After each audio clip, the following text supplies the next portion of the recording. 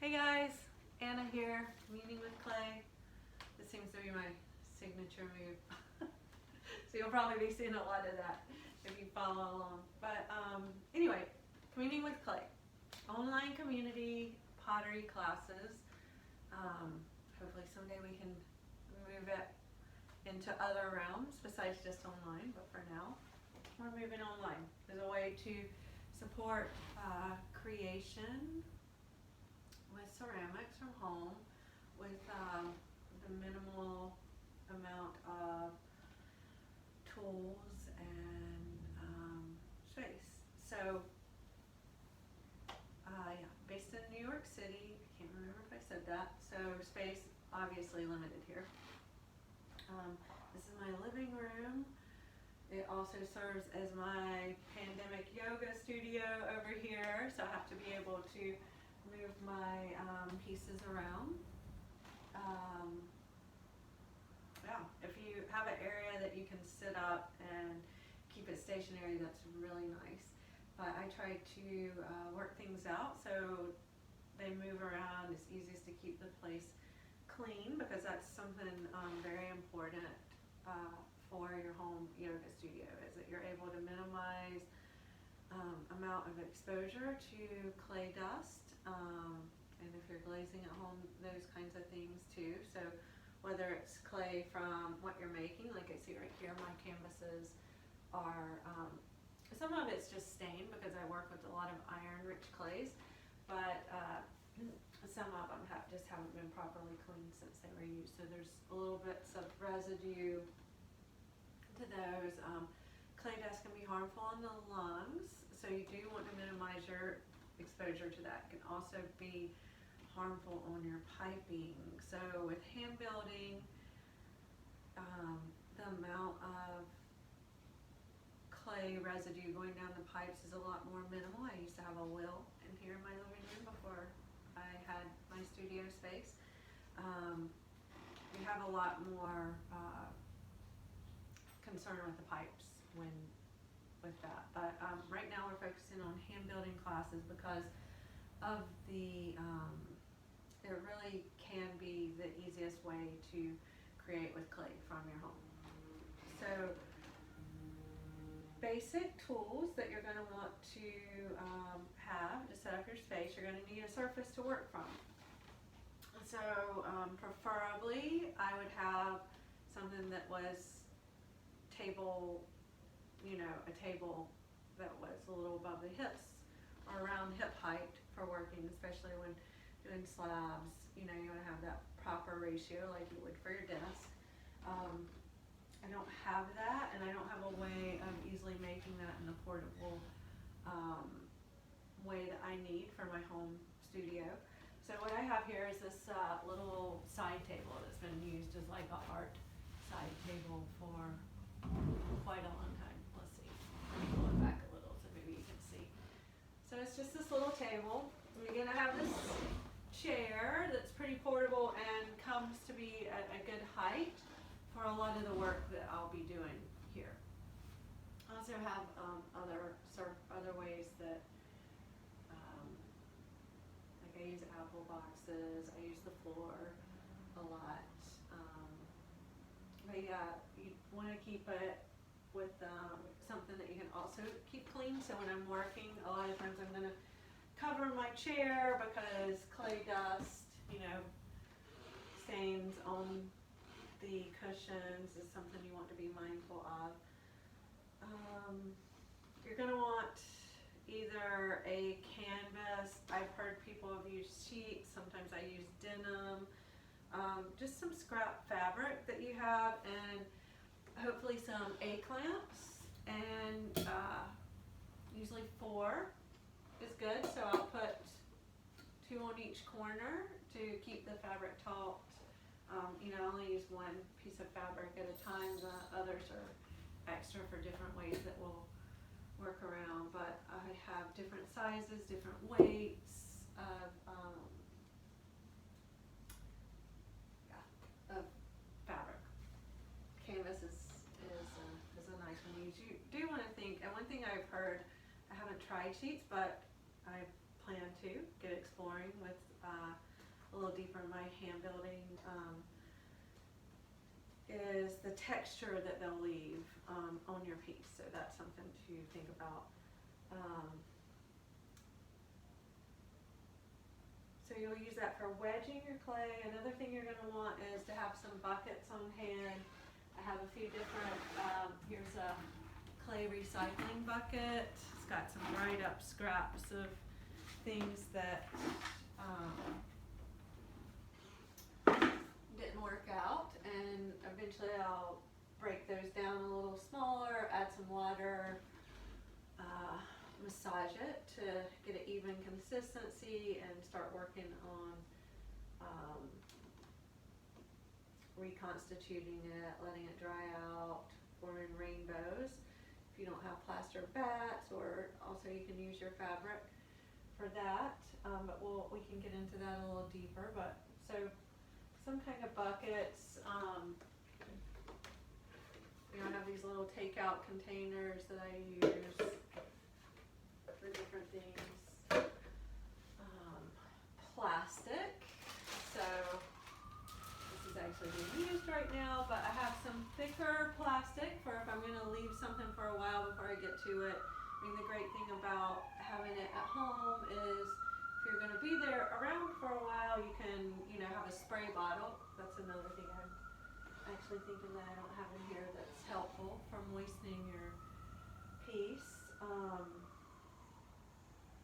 But you'll cover your pieces until they're finished and you're ready to let them dry out. I have some lighter weight plastic, some thicker plastic, depending on, and I'll wrap it, either tightly to seal in the moisture for as long as possible, or loosely just so it doesn't dry out too quickly if I want to let it slowly dry.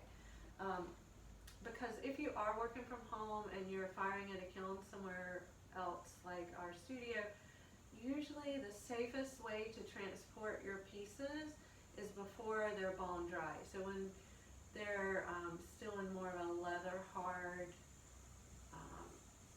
shape. So as soon as you can get it to the studio, once they're finished, or keep them covered so that they can dry out at the studio, pre-firing for bisque, the better, because when it's at its bone dry state, it's the most easy to damage and break. So you'll want to arrange that. And then I know with our studio, so if you join our online community and you're in the New York area, especially around Washington Heights, Inwood, you're welcome to fire with us now, as long as we have space for the firings. And with the drop-offs for the pandemic, sorry, that was my dog Hachi. You'll get to see her probably a good bit, but right now, we're doing drop-offs and pickups at the door, and we'll probably let pieces sit once we bring them in for 3 weeks before, not 3 weeks, 3 days at least, because of the germs, before unloading to put in the kiln. So no rush jobs, but just a heads up on that. We could potentially rush things, but this pandemic's asking us to slow down. So plastic, canvas, A-clamps, a surface, just some way that you can work comfortably while you're working. Those are some of the main things. The other thing, and for our first few classes, we will be starting with pitch pots. So basically, you're going to need your clay. I have my clay stored in another room, so it's not here, but you're going to need your clay. You're probably going to want a wire cutting tool. So this is one I have. I have a lot of, because I'm a potter and I've been doing this for a while, I have a lot of the tools at home, but there's ways that you can make those tools without having to buy. So a piece of string, And this can be used for other things. It can be fun for texturing, for surface, to cut your clay, you know, to sizes. Fishing wire, something else that can be useful in a similar way. You're going to want probably a pen tool. And I don't have my X-Acto blade in here, but an X-Acto blade's another helpful thing. And then, pretty much the only other thing I'm going to grab mine here are, you're going to want, this is a Lazy Susan. So let me just get these out of the way.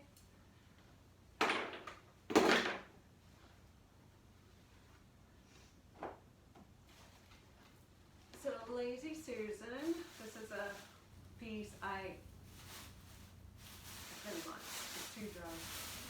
I'm probably going to end up recycling it. I doubt I'll try to reconstitute it, but this was a piece I was working on at home, which was coil method on top of, I started out with a wheel thrown base that started going off center. And then I started coil building on top.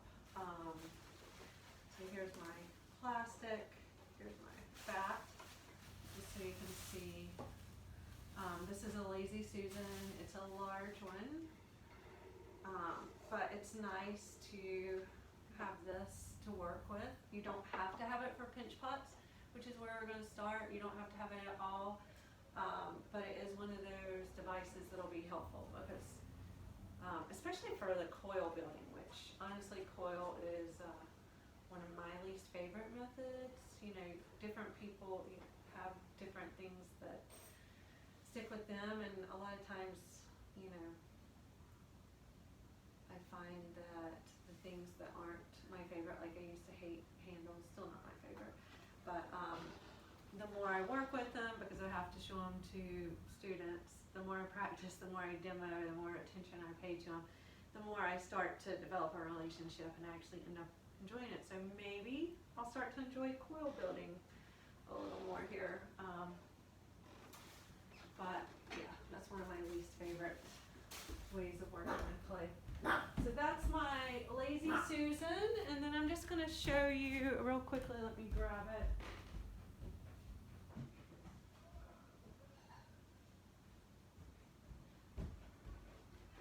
This is similar. It's a banding well. So it's, you know, more if you start looking at pottery tools online and you're wanting to develop your studio. So it's a little smaller. A lot of times I'll stack these or, you know, here while I'm at home, since I can't really get to the height that I want for my studio, or would prefer my portable studio if I'm not needing the canvas for like rolling out clay or something like that. What I might would do, I'm also a photographer, so I have these apple boxes at home. You could probably use books or, you know, just get creative with what you can find around your house, but I will probably be doing stuff like this to set my pieces up, to get them at a different height, because depending on what you're working on, you may be standing, you may want to get in there like that, you may be texturing or brushing, and you want to be more eye level. A lot of times I'll actually even work from, I put my yoga mat down with the padding on my knees, and I'll work from the floor. And I do that a lot to get low, get a lower perspective. So sometimes kind of cozy little mat that has a surface that's easy to clean can be a good thing to have around. And I also often roll out on the floor. So when we get into slabs, you're going to want a rolling pin. Forgot what this was. And another thing you want to think of with your rolling pin, if you can, in the beginning I had cheaper rolling pins, but I invested in this really nice solid wood piece at a point down the road. I actually got really lucky. I found this at a thrift store or like an antique shop upstate, I think in Rhinebeck, quite a while back. A lot more affordably than you can find online. And so rolling pin will be helpful when you get into slab building. Sponges, always good to have around, different sizes. Paintbrushes, I'm just gonna, the things that are pretty basic. A ruler, it's always good to have. Many things, clay string, losing my tongue, brain connection. So clay shrinks, so around 12 to 15%. So we already went over A-clamps. Chopsticks are a good thing. I have two different kinds of chopsticks.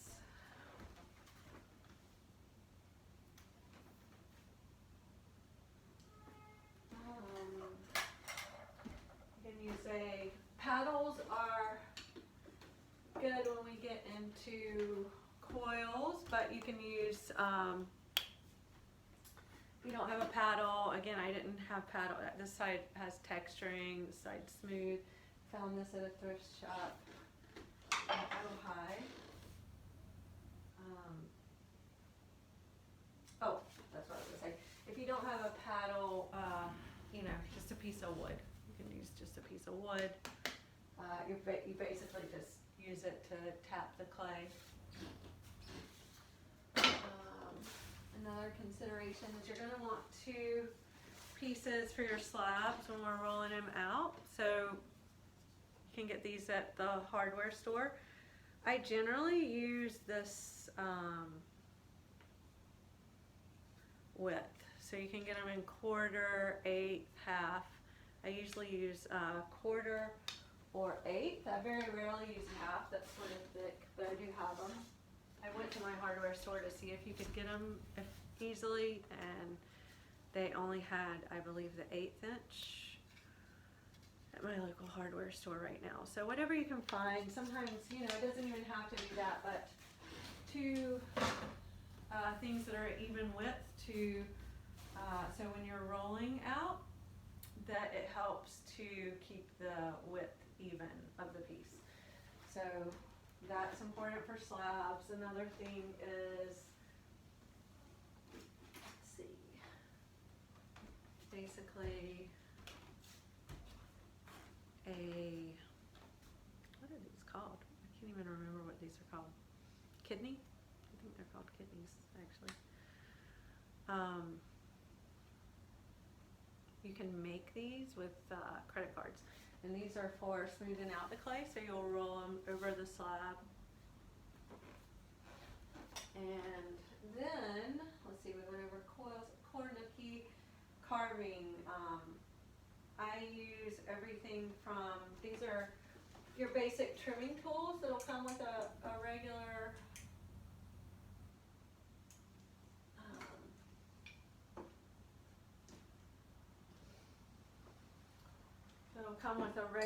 kit, or you can buy separately. So honestly, a lot of people, are, sort of like tools and different tools. I like to keep things simple and work with the basics. So,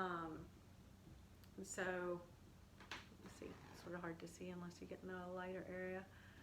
But these tools come in most packs, so I'll use them. This is another tool that you'll find. And these are just some tools I have around the house, like a little spatula kind of thing.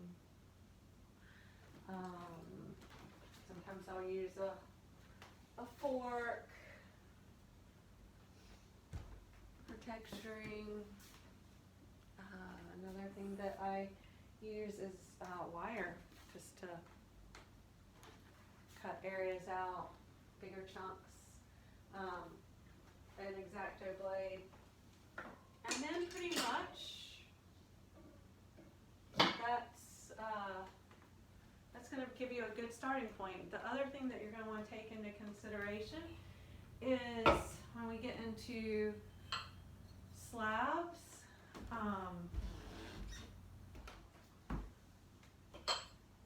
there'll be more things that come up, but forms. So one of the things, I bought this again at a thrift shop at least a couple years ago. My husband hates it.